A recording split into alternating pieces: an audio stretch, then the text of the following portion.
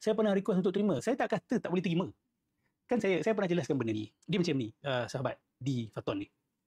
Awak pernah baca tak pasal bank run dulu? Bank run yang berlaku pada Goldsmith yang mengeluarkan IOU.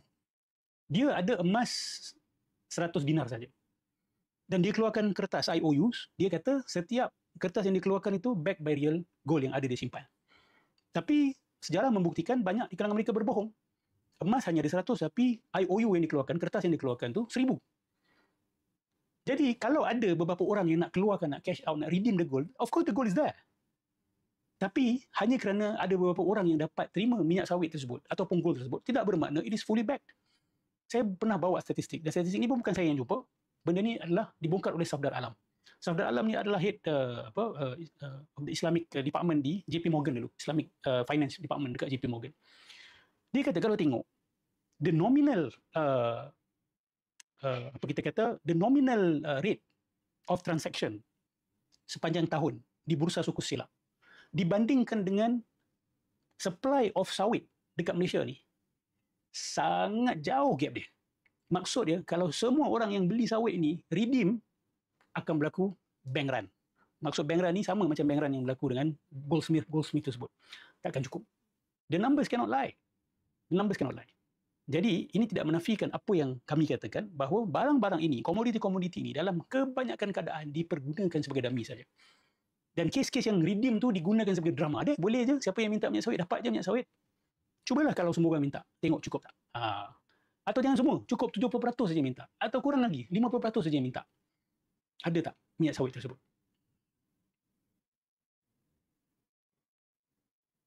Bukankah nilai pada barang-barang, bukan pada duit, sebab duit hanyalah kontrak sebagai medium tebusan. Tak betul kalau kita sebut you tengah cerita pasal modern money ke you tengah cerita pasal money in fiqh. Kalau dalam fiqh, duit tu mesti sesuatu yang ada intrinsic value. Dia kena ada thaman, yang bersifat zati. Dia bukan aridi, ataupun dia bukan i'tibari, atau dia bukan istilahi. Dia mesti intrinsic. Contoh macam emas dengan perak ni. Nilai yang ada pada emas dengan perak ni, dia adalah fitrah yang Allah jadikan. Manusia ni akan ada ketertarikan yang natural kepada emas dengan perak. Kalau duit kertas ni, kalau kerajaan dah batalkan, tak ada orang tertarik dah. Kecuali numismatic collectors lah. Pengumpul-pengumpul wang-wang purba ni, wang-wang lama ni. Tapi orang awam takkan kisah dah. Mula hari ini, katalah kerajaan kata duit kertas RM ni tidak lagi digunakan. Awak rasa orang akan berebut-rebut lagi ke? Tak. Dia hanya ada nilai sebab dipaksakan oleh kerajaan. Tapi emas dan perak ni, apa jadi pun orang tetap nak. Itu menunjukkan bahawa dia ada nilai yang zati, dia ada intrinsic value.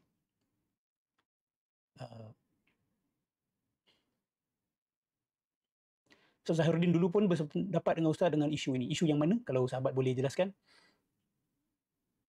American is only using paper because they don't have gold. To say that they don't have gold, I'm not sure. Dekat Fort Knox tu, didakwa banyak emas. Banyak emas.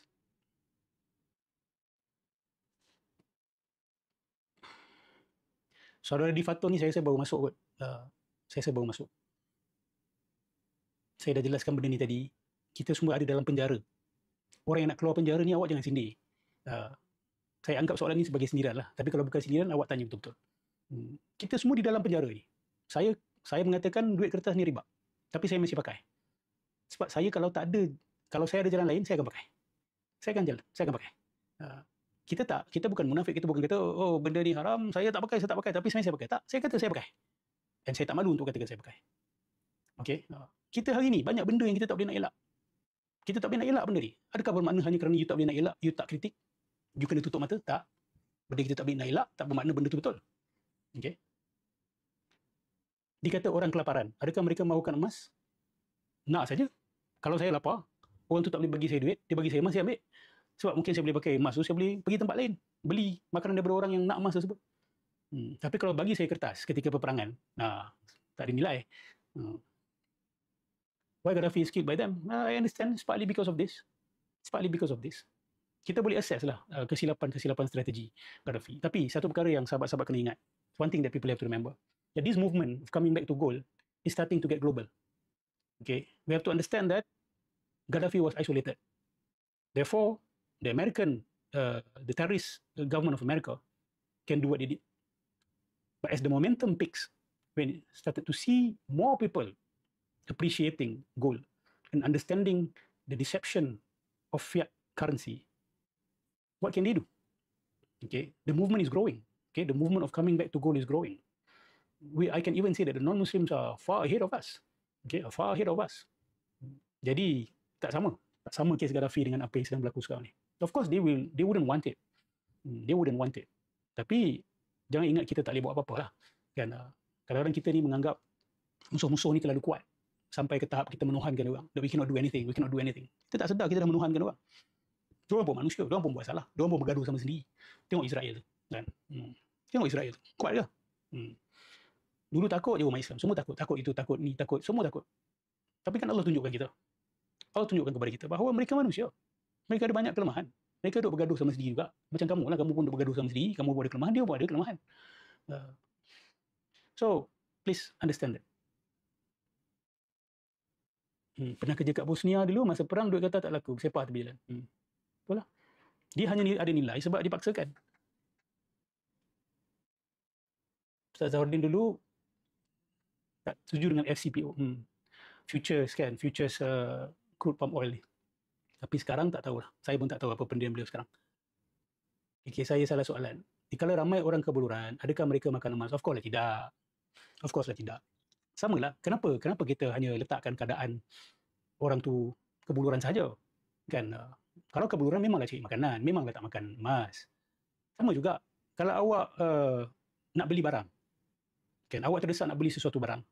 Katalah, berlaku satu darurat. Awak perlu senjata. Awak nak beli. Awak ada kurma dengan awak ada emas. Awak rasa penjual senjata tu akan terima yang mana? Ni bukan dalam keadaan kebuluran. Saya ulangi sekali. Keadaan darurat tapi darurat lain. Bukan darurat tak ada makanan. Darurat nak kena berperang. Nak kena pertahankan diri. Awak nak bagi kurma. So, contoh soalan Emrys ni tak tepat. Sebenarnya, makanan dan emas ni dia ada manfaat dia pada ketika yang tertentu. Dua-dua ada intrinsic value. Kan saya dah kata tadi, kurma juga termasuk dalam barang ribawi. Bukan emas dan perak saja. Bukan saja kurma, gandum, barley. Sebab Nabi mengakui bahawa barang-barang ini adalah barang-barang yang paling asasi diperlukan oleh manusia. Makanan dan precious metals. Precious metals dan makanan. So, janganlah frame question tu macam tu. Okay.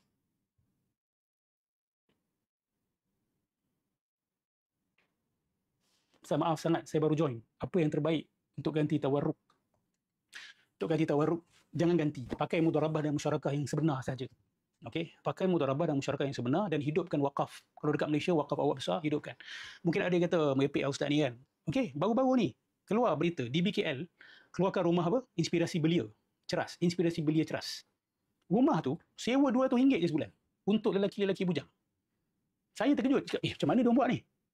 Saya buatlah sedikit kaji-kajian sikit macam mana dia buat. Rupanya, saya dapat tahu bahawa di BKL ni, dia tak payah beli tanah tu. Sebab tanah tu tanah dia. Dia dah dekat dengan wakaf tu. Apa yang dia buat tu sangat hampir dengan konsep wakaf. Sebab tu saya kata, kalau guna konsep wakaf ni, harga rumah tak akan tinggi. Sebab di BKL pun bukan business entity. Dia bukan nak buat duit. So, dia tak perlu letakkan profit rate dekat dalam tu. Dan dia punya contractors pun subsidized. So, itu yang boleh sewakan RM200 sebulan. Lepas tu, fully furnished pula tu. Saya tahulah supply dia tak banyak. Tapi that's a good start. Itu yang bagi saya, Malaysia boleh buat sebenarnya public housing yang lebih banyak. Public housing. Rumah, apa kita kata, perumahan awam. Okay? So, bukan private housing, bukan privatized, built by private developers. Tapi dibina oleh kerajaan. Kena banyakkan, boleh saja. Tapi masalah dia, developer ni, of course lah, dia ada akses kepada bank loan. So, dia punya dana banyak. Dan bila kerajaan dah bawa masuk banyak foreigners, of course foreigners ni banyak duit. Dia nak rumah yang besar-besar, yang mahal-mahal. So, akar dia adalah riba. Akar dia ada banking sebenarnya. Yang drive the price up. The American newspaper money because they don't have gold and silver. I'm not sure whether that's true or not. I believe they have. In 1945, if I'm not mistaken, or even before that, the government of America actually declared it as prohibited, as illegal for Americans to keep gold. Okay? Because during that time, the Federal Reserve or the bankers, during that they just started their banking business. And they cannot afford having people transacting in gold. Because if gold is in the market, people are transacting with gold, then fiat will be kicked out. Banking will be kicked out. Okay? So that is why the government of America declared it as illegal. Boleh check benda ni. What's your thought on Zulfikar's opinions? Banyak pendirian dia adalah saya sepakat. Okey, saya sepakat dengan kebanyakan pendirian beliau. Bagi siapa yang kalau mungkin kata beliau salah, jelaskan kepada saya apa yang salah, kita bahas secara akademik. Yang saya pantang ni adalah pihak-pihak yang duk main smear campaign, yang duk memomok-momokkan orang tapi tak pernah cerita apa yang salah apa dia cakap. Okey. Kita umat Islam, kita berdasarkan hujah, berdasarkan ilmu. Kalau betul salah dari segi hujahan, salah lah. Tapi kalau betul, betul. Siapa pun cakap. The inquiry. Zulfikar Syarif ni di inquiry.